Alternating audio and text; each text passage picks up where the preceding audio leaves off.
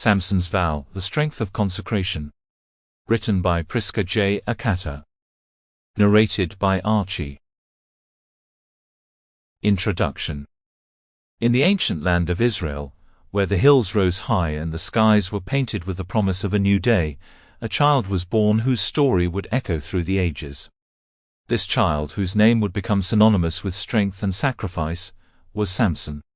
But his story begins not with the power he would one day wield, but with a promise, an extraordinary promise from God given even before his birth. Samson's story is not just one of physical might, but one of divine purpose, a sacred vow, and the profound consequences of that vow. The book of Judges introduces Samson in a time when Israel was under the oppression of the Philistines. The Israelites, constantly battling foreign invaders, cried out to God for deliverance. In the midst of this turmoil, God chose a barren woman to bear a child who would be consecrated for a great purpose. This child was to be a Nazarite, a person set apart for God's service, bound by a vow that would shape his destiny and empower him in ways unimaginable to those around him.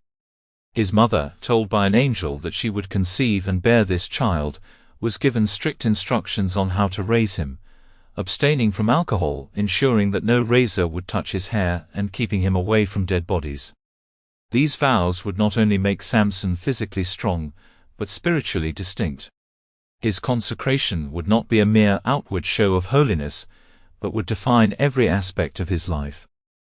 From his very beginning, Samson's life was marked by a unique calling, a calling to be a warrior, a judge, and a leader for Israel. But this calling wasn't just about military victory or personal glory. It was a call to a deep spiritual commitment, a promise to dedicate his life to God in a way that would separate him from the world and position him as a vessel of God's power.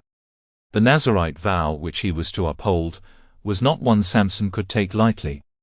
It was a lifetime commitment, a vow that would require sacrifice, purity, and unwavering devotion. The Nazarite vow, as detailed in the Old Testament, was a symbol of total separation from the world in order to be wholly devoted to God. Those who took this vow were to abstain from wine or strong drink, not cut their hair, and avoid contact with the dead. The vow was a mark of holiness, a sign of someone set apart for divine purposes.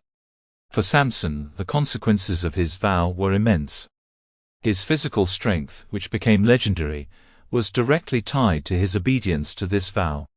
His hair, the most visible sign of his consecration, would be the source of his strength.